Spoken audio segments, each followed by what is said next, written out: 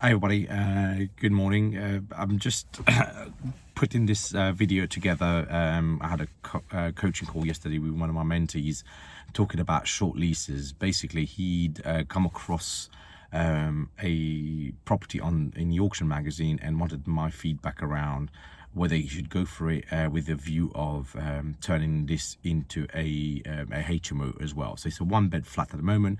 He wanted to buy it at with a short lease at a very reduced price. If you see I've posted the picture already of the catalogue. And then with the view of creating a second bedroom. I think that was his kind of thought process, so he can then rent those rooms out as a HMO. So his first question was, can you do a flat conversion into a HMO and rent it as a HMO with a license and stuff? I said absolutely yes. It turns out to be exactly the same way as having a HMO house.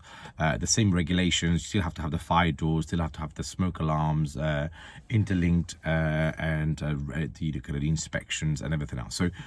So you can do HMOs in flats. In fact, I've got a few of them that are in central London that are flats, that are HMOs, because they contribute to a lot of the rent towards, so the rent is very good there. The second thing I'd say about the question he had was short leases. So he'd come across a flat that's probably worth 250 grand, and right now in the auction magazine coming up next week, the guide price is £100,000. So he thought, which in the end we were laughing, because he said, God, I thought there was something that everybody had missed here, but clearly nobody had missed anything, because there are some challenges with short leases. So in effect, generally speaking, most leases, when they're created, you get 125 years. Sometimes you get 100 years, but on average, when I'm doing title splitting of properties as well, I'm also creating leases that are 125 years. So in this case, the lease was as short as 27 years, which is ridiculously short in terms of leases,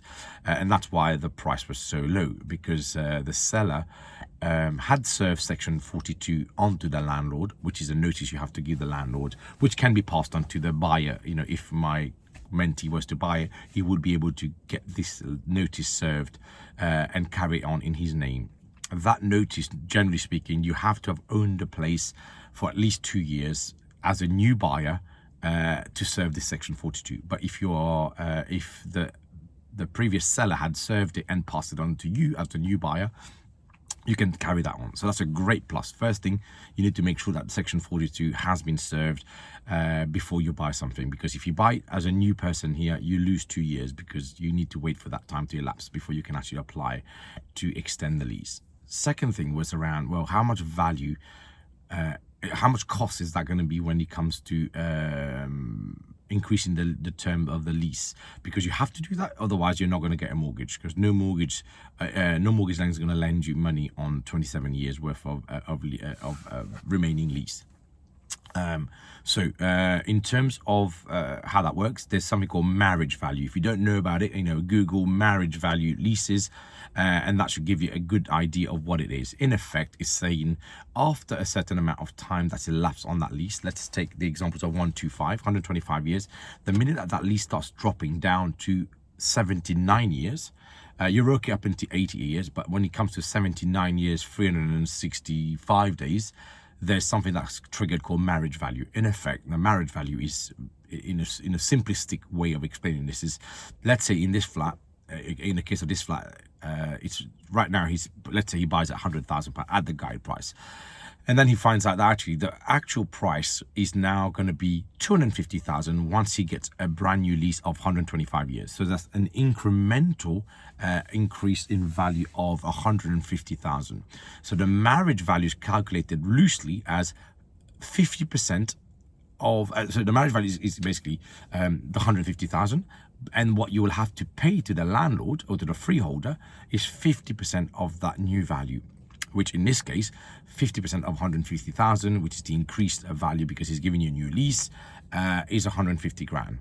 On top of that, you also have to pay the ground rent and any kind of other cost that comes with it. So the ground rent generally, let's take an example of £100 a year for that flat for ground rent, and he's going to let you have it for 125 years. £100 times 125 years, you're looking roughly around 12.5 grand. So that's on top of your 75 grand marriage value. Roughly speaking, you're looking at 12.5 grand for the extension of that lease based on the ground rent that he's foregoing over 125 years. The third element of cost will be the cost of legals and surveying costs. So, and you as the owner and the buyer will have to pay that, not the freeholder. So you have to engage your own surveyor, as well as, if you want to, as well as pay for the freeholder's surveyor. They then go out and actually give you a value of in a kind of a price, a value that flat will be worth in, if with a new 125-year lease. We use the example of £250,000 that they will come back with, but that time that they take in the report that they write to the freeholder, you have to fork that out. That's roughly around £2,000 to £3,000, depending who's paying where you are in the country. So that's another £3,000. So you're already at 75 plus 12.5, so you're at 87.5. Let's call it 90,000 now. That's for the surveyor. Then if you wanted your own surveyor to counteract their valuation, that's another £3,000. And then you have to pay their solicitor and your solicitor, let's say another £2,000 each way. So that's 7,000 on top. So you're almost looking at 97. You're looking at really £100,000 all in. So all of a sudden, the flat that you've paid £100,000 for has now cost you £200,000. And let's stick to the assumption that this flat is worth 250. That's still okay, because you're still making, if that's your kind of game, you're still making an increase in value of £50,000. So there's still a margin to be made on this. But the assumption are that the increase in value is 150,000 and it's actually going to be split 50% with the freeholder. If the valuation goes up, let's say to 300,000, all of a sudden your 50% is 50% of 200,000. That's £100,000, and your fixed costs stay the same. So you can see that whilst there are some margins to be made, bought at the right price, and the other assumption we made was he's going to pick it up at 100,000. If he picks that up at 150,000 and he's revalued at 250,000, he's actually probably not made anything now. He's bought it at the value that the market would have paid for it anyway. But what he's done is he's put a lot of time pressure, cost pressure on himself. And actually, I would have just, in the end, I said to him, look, you might want to just go in on that market, and if you like that area, have a look at those 1-bedroom flats that you can convert, and if it's 250,000, buy it there.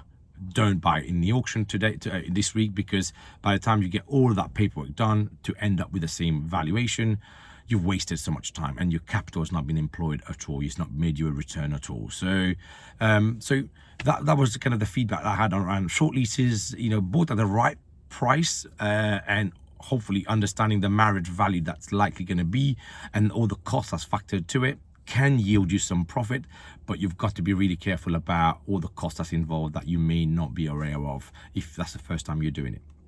So I hope that helps. If you've got any comments, please post it below. If you've got any questions, I'm happy to answer. Again, put the feedback below.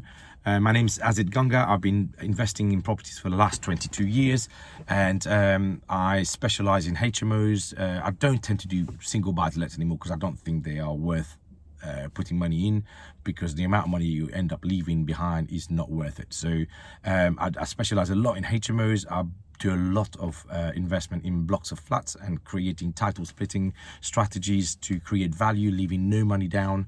But again, I think if anybody says to you it's easy in properties, it's not. It's like anything. You've got to practice. You've got to get better at it. You've got to put the effort in learning about the strategies and how to do things. So title splits, I've got a group, 6,000 plus people now on Facebook that I then help and coach people around. I offer one-to-one coaching. I've written 2 books. One of them, Scale Your Wealth Through Properties, which basically talks about my 6 strategies that I've used over the last 20 odd years to grow a multi-million-pound investment in properties in the UK. It's very much specializing in the southeast of England and London. I also have written a book called Grow Your Wealth Through Title Splitting, again available on Amazon. That's specifically towards the title split strategy itself. So take a look at them on Amazon. You know, follow me on social media, and I'll see you at the next video.